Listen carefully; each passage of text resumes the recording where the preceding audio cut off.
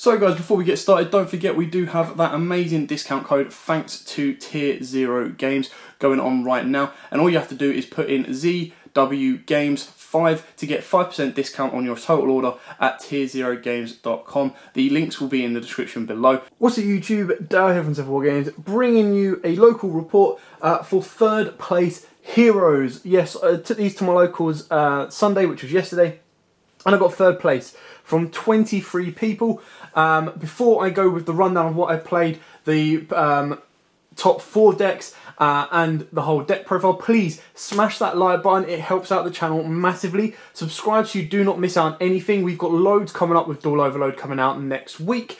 We've also got combos building up to that set as well. Not to mention within the tail end of this month, we'll also have a brand new set in Duel Overload. We'll be leading towards Eternity Code, going into Master Rule 5 and a ban list. So much coming out. Now, there was 23 players today. The top 4 decks was Orcust in first. Second were, all on the same points, were Shadow, Invoked, and then 2 heroes. Myself being one of those, finishing above third place on head-to-head, but just below second place on head-to-head. So, without further ado, I'm going to take you through the profile, show you exactly what we've got, and explain why we've got it. The ratios are quite standard, but there's a couple of little tech ones as well. I'll also take you through the side deck and what I sided in and sided out. So, start off with triple elemental hero Stratos. Not much more needs to be said about this card. What I did do with this card a lot more today than I did many other times was actually use this as a second effect. It's a second effect to pop back row. I used it a couple of times just because sometimes my opponent would like sit in free and I was like, alright, I've got to be careful here. And just kind of pop them off. One thing that this deck really is scared of is Nibiru, but because of that threat, I actually played a little bit more conservatively, and it worked out really nicely for me. Triple Vision Hero Faris, no much more needs to be said about that one. Obviously, search that off of Stratos, and then special summon it by sending a hero, and then off you go, but you do run deep into Nibiru territory. I think I only got Nibiru once today, and it was game 1, round 1, and my opponent was main decking Nibiru. I was like, oh, okay, cool. Triple Melee. You always want it to go from deck, but if you open it up, it's not that bad, because if you've got Faris, you send it with Faris, and the combo goes off from there, and then that's where you use Vion and actually send Shadow Mist instead. Double Increase, Double Brick. You never want to see this card in your hand at all. Never, ever do you want this in your hand, but it does happen, which is why you play 2 of it, because if you only play 1 and you open up that 1, it does suck massively. Exactly the same reason for Vision Hero Vion. You want to be special summoning this from your deck with Increase, so you don't really ever want to see this in your hand. It's very cool because it gets the combo going is by sending Melee, or of course you can send Shadow Mist, and then you can banish a card from the graveyard or a hero from the graveyard and search out a Poly. So very cool on that one. Then I play a decent amount of one-offs, surprisingly. So we'll go with the Evil Hero. Obviously the one at Dusted Gold, stupid price right now. Only real reason is to go into your Dark Calling and then go into your Bane. For the Destiny Hero one-offs, we do play the one Dynatag. This obviously goes off with your Dystopia to give it an additional attack, which then means it can quick play pop a card. And then you've got your one Celestial, just an additional name. This can be cut quite easily.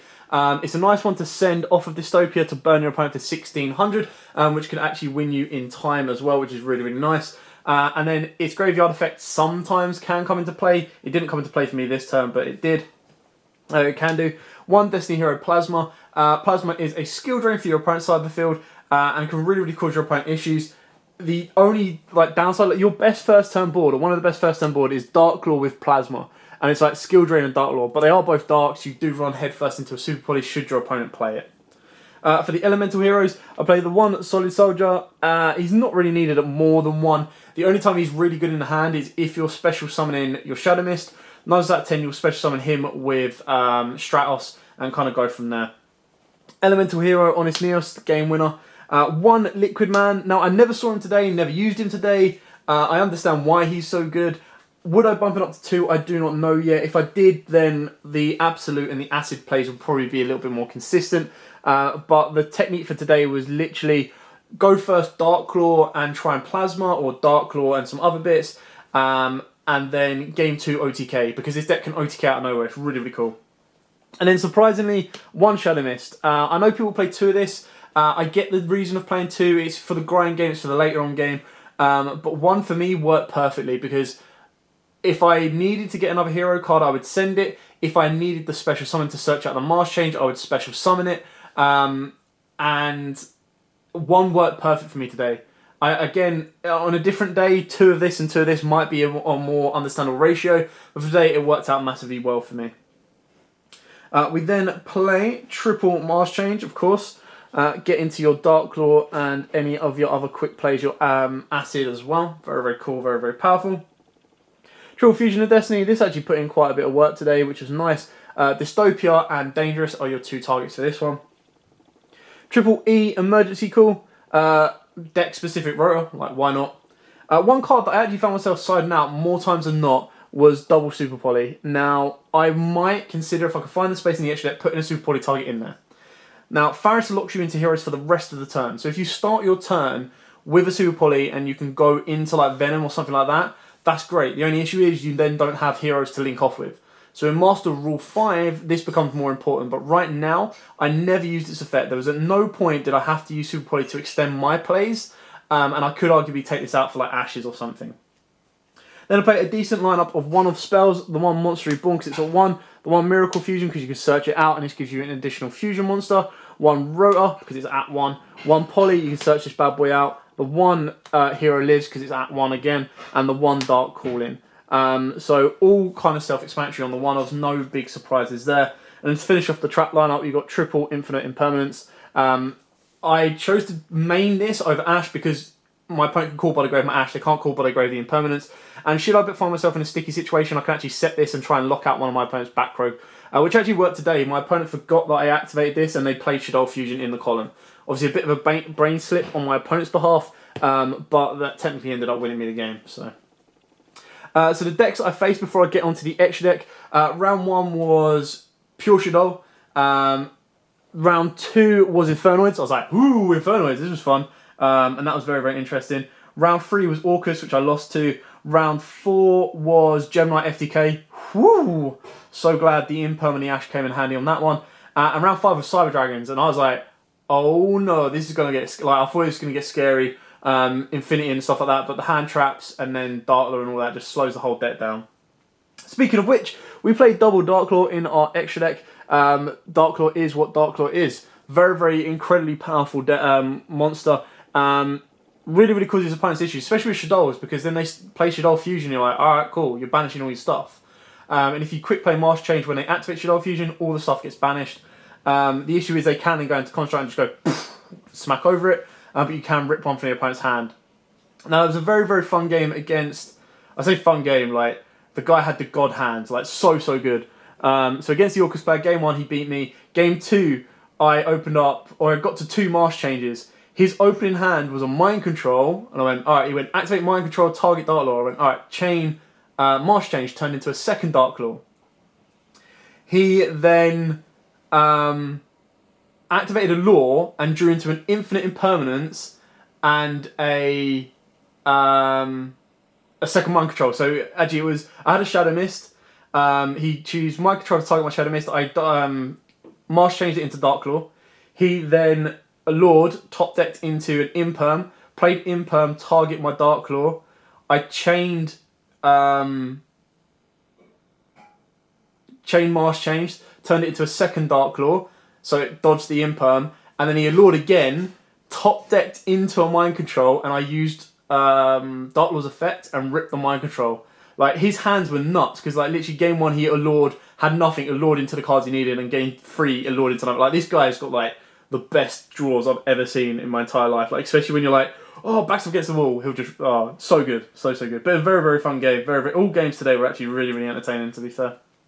For the other fusions, we've got the 1 Destiny Hero Dangerous, and of course the 1 Destiny Hero Dystopia. If you can get Dystopia, Darklaw, and of course a Plasma on board in your end turn, like, that's an insane. Like, you've got a quick pop, you've got to banish everything, and you've got like a skill drain. So your opponent's really going to struggle against that. For your Mars Change targets, apart from, of course, so you've got your Anki, you've got your Masked Hero Blast, never went into this at all today. And then, of course, you've got your Masked Hero Acid.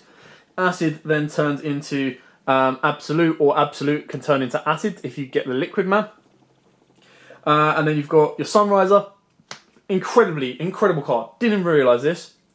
So I didn't realise, and I could be wrong, and if I am wrong again, I didn't personally do this. There was another hero player in there.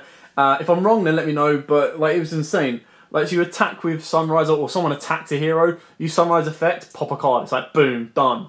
And then he could attack again, and there was Call by the Grave and everything else. I was like, oh, Sunrise is busted. Vision Hero Trinity, never went into this. I did see someone super poly into a Trinity, which was scary, but luckily I didn't face that guy. And then the one Malicious Bane put in a lot of work today, won me a couple of games, I think, just nuking the board and then going in for heavy attack. Then for Linear Monsters, double Extra Hero Cross Crusader, one Wonder Driver, and then one Extra Hero Dread Decimator. They really need another Link monster that's like a boss monster, like a Link 4 or something. Just something that they can stop getting the Beerud or just stop having their boards broken quite easily. But still, very fun deck, and Sunriser, Liquid are great additions to the deck. Very happy to see that.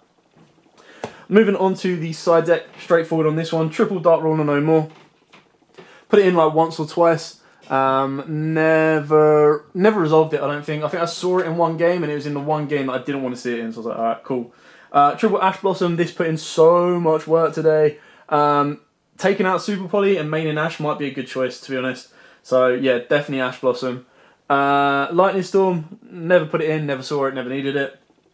Triple Nibiru, put it in a couple of times. Think I saw it once, never saw it the other times I needed it. Double Twin Twister, put it in once or twice, was kind of good. It is what it is. And then the last one was the one Gizmek Kaku. Now I just use this as a nice little tech way of getting out of a window. So like if my opponent only ended on a window and I was like, heroes can't be over that unless you go straight or search out the monster. I was like, let's just mess around with it. I had one space left in the extra deck. Let's chuck a Gizmek in there. And the idea is you special summon the Gizmek, take their window, attack the other monster that they've got, special summon the other window, and lock them down.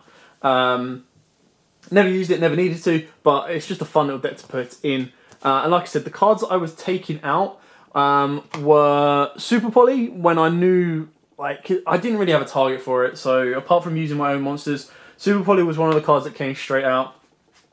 I then took out one Fusion Destiny a couple of times. I took out Plasma a couple of times when I knew that I was going to be going second. And then the odd time I would gamble it and take out one Increase or one Vion.